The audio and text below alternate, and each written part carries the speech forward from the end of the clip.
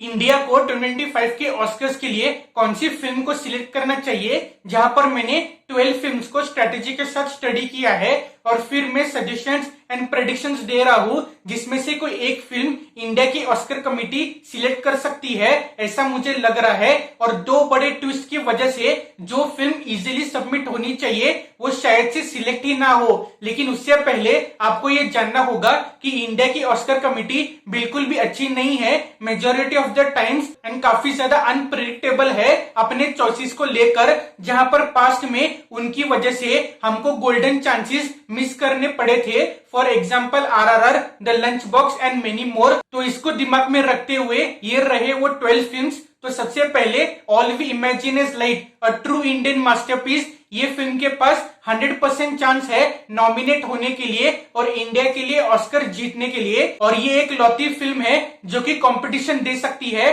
To the seed of the secret fig and Emilia Perez. और इस film का strong positive buzz है national and international critics and audiences के बीच में, और लोगों को ये फिल्म बहुत ही ज्यादा पसंद आ रही है। इस फिल्म ने ग्रैंड प्री का अवार्ड जीता है एट कैन्स फिल्म फेस्टिवल और इसने कई सारे अवार्ड्स जीते हैं और जीत रही है at various film festivals and award shows में। ये इंडिया की ऑस्कर कमेटी के लिए एक परफेक्ट डिसीजन होगा इसको सिलेक्ट करने के लिए, लेकिन कुछ पॉलिटिकल इश्यूज के चलते इसके सिलेक्शन के चांसेस पे अफेक्ट हो सकते हैं। लेकिन अगर कमेटी ने इसको सिलेक्ट नहीं किया अपने ही किसी स्टूपिड लॉजिक की वजह से या फिर due to pressure from above, तो फ्रांस और लक्समबर्ग और इटली इसको सबमिट कर सकती है, क्योंकि इस फिल्म को 5 कंट्रीज ने को प्रोड्यूस किया है। वो है France, India, the Netherlands, Luxembourg and Italy.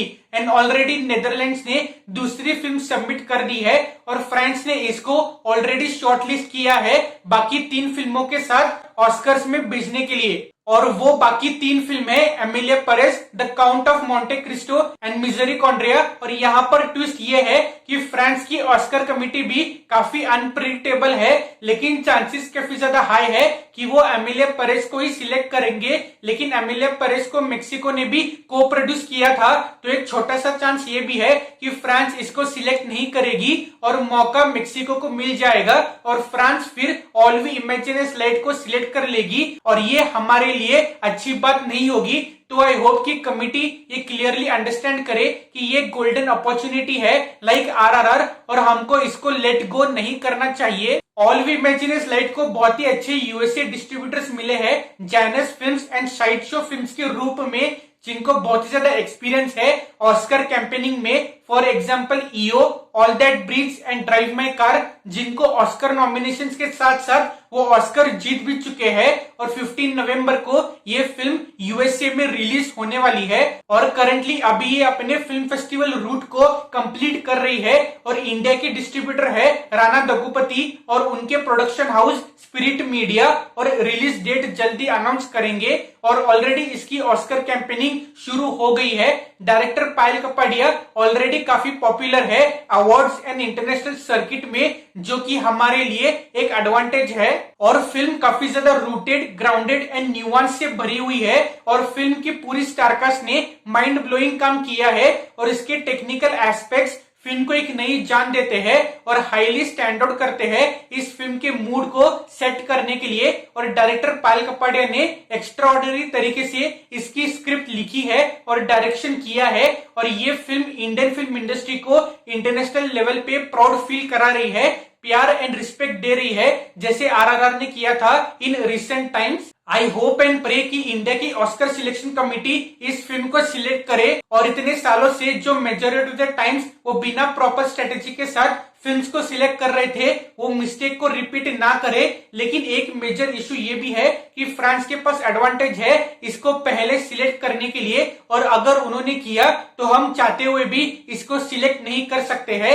लेकिन हम सबको पता है कि ये कमेटी अपने गलतियों से सीखती नहीं है, इसलिए मेरे प्रेडिक्शंस के मुताबिक 11 मोर इंडियन फिल्म्स है जो कि ऑस्कर कमेटी कंसीडर कर सकती है। और कुछ सोर्सेज के अकॉर्डिंग इंडिया की ऑस्कर कमेटी को ये दूसरी फिल्म सेकंड फ्रंट रनर के रूप में दिखाई दे रही है और वो है अट्टम, एक इंटेंस ड्रामा फिल्म जो कि बात करती है कई सारे हेवी टॉपिक्स के ऊपर और कैसे ह्यूमंस अपनी हिपोक्रेसी को शोकेस करते हैं और डील करती है in a lot of grey area.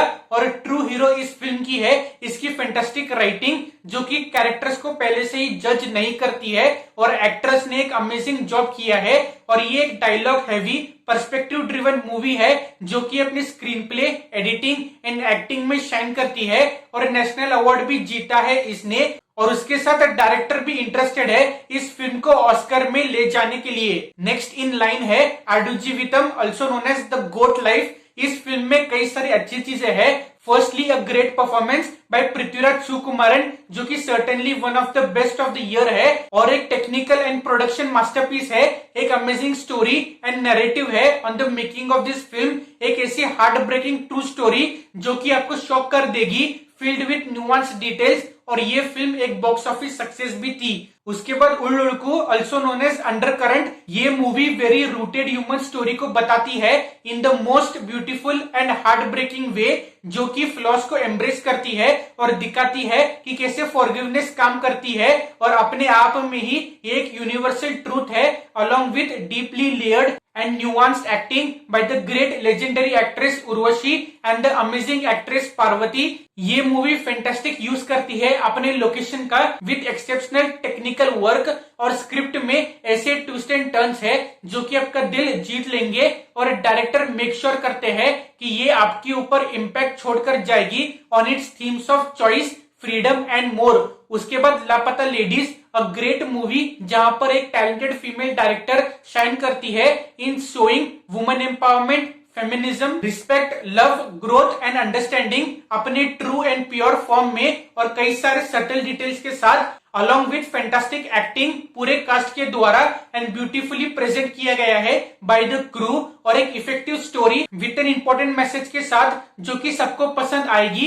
एक सक्सेस थी बॉक्स ऑफिस पे and a total beast on Netflix. उसके बाद Kottukkaali, also known as the adamant girl, एक ऐसी मूवी जो कि फील्ड है with symbolism about society, patriarchy, womanhood, growth, caste and tradition, जो कि एक्सेप्शनली परफॉर्म किया गया है बाय द लीड एक्टर्स। और कैसे विजुअली आप कितना कुछ कम्युनिकेट कर सकते हैं जहां पर हर एक सीन मैटर करता है एंड एक्सप्रेशंस डीपली कन्वे करते हैं उनके फीलिंग्स को ओवर डायलॉग्स। और इस फिल्म को वेरियस फिल्म फेस्टिवल्स में प्यार मिला है और डायरेक्टर अपने मैसेज को हाईएस्ट क्वालिटी में शोकेस करते हैं जहां पर patience is the key to understanding it. उसके बाद वार्ड, ये एक रियली गुड ब्लेंड है of art house and commercial elements जो कि शोकेस करते हैं अपने थीम्स को एक बच्चे के आंखों से with the brilliance of director जो कि वर्ल्ड बिल्डिंग को रियलिस्टिक मैनर में दिखाते हैं और इसकी राइटिंग स्टोरी को एनहांस करती है और आपके साथ एंड तक रहेगी। उसके बाद मंजूबल बॉयज, एक कहानी ऑफ फ्रेंडशिप जिसको टेस्ट किया जाता है